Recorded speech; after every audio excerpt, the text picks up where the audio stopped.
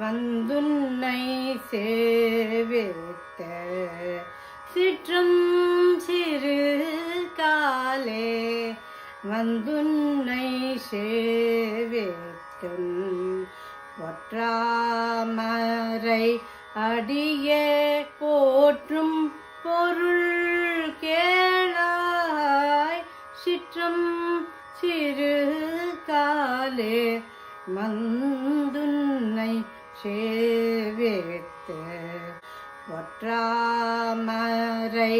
அடியே போற்றும் பொருள் கேளாய் பெற்றமை துண்ணும் குலத்தில் பிறந்து நீ பெற்றமை துண்ணும் குலத்தில் பிறந்து நீ குற்றேவல் எங்களை கொள்ளாமற் போகாத குற்றேவல் எங்களை கொள்ளாமற் போகாத இற்றை பறை கொள்வான் அன்று காண் கோவிந்தா இற்றை பறை கொள்வான் அன்று காண் கோவிந்தா இற்றை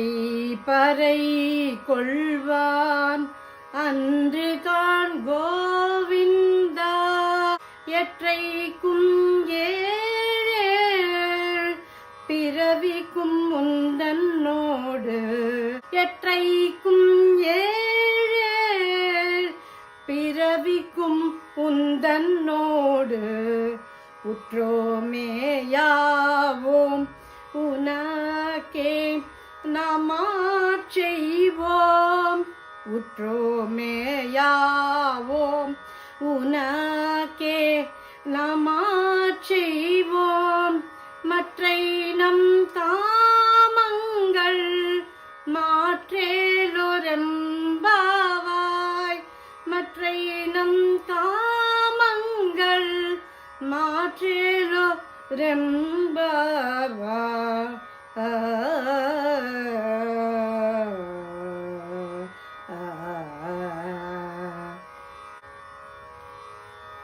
29வது பாசுரம் சிற்றம் சிறுகாலே ராகம் மத்தியமாவதி. சிற்றம் சிறு காலே வந்துன்னை சேவித்து சிற்றம் சிறு காலே வந்துன்னை சேவித்தும் பொற்றாமரை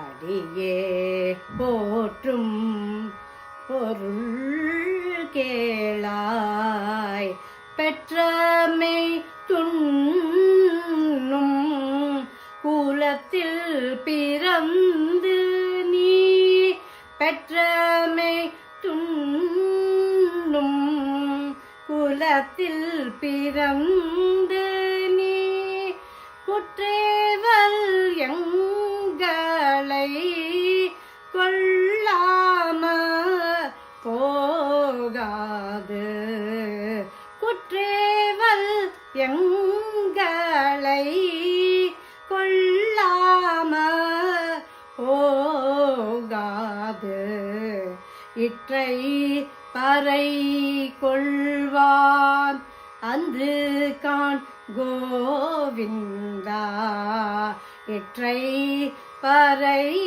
கொள்வான் அன்று காண் கோவிந்தா எற்றைக்கும் ஏழேழ் பிறவிக்கும் உந்தன்னோடு எற்றைக்கும் ஏழேழ் பிறவிக்கும் உந்தன்னோடு உற்றோமே யாவோம் உனக்கே நாமாச்செய்வோம் உற்றோமே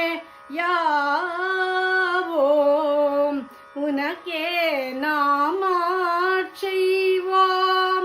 மற்றை நம் காமங்கள் மற்றை நம் காமங்கள் மாற்றேலோரெம்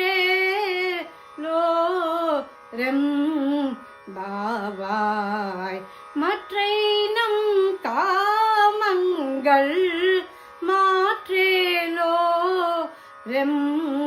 பாவாய் சிற்றம் சிறு காலே வந்துன்னை சேவித்து. திருப்பாவையில் 29வது பாசுரம் சிற்றம் சிறுகாலே. இந்த 29வது பாசுரத்தின் அர்த்தம்: கண்ணா, அதிகாலையில் உன் பொன் போன்ற தாமரை பாதங்களை வணங்க வந்திருக்கிறோம். அதற்கான காரணத்தை கேள். பசுக்களை மேய்த்து பிழைக்கும் ஆயர் குலத்தில் பிறந்த நீ எங்களது இந்த சிறு விரதத்தை கண்டு கொள்ளாமல் விட்டுவிடாது. நீ தரும் சிறு பொருட்களுக்காக அணிகலன் முதலியானவை இந்த விரதத்தை மேற்கொள்ளவில்லை என்றும் 7 பிறவிகளிலும் நீ எங்கள் குலத்தில் பிறக்க வேண்டும், எங்களை உன் உறவினர்களாக ஏற்க வேண்டும், உனக்கு மட்டுமே சேவை செய்யும் பாக்கியத்தை தர வேண்டும். இது தவிர மற்ற விருப்பங்களை எல்லாம் நீயே அழித்து விடு. மீனிங் ஆஃப் 29th பாசுரம் சிற்றம் சிறுகாலே in Tirupavai.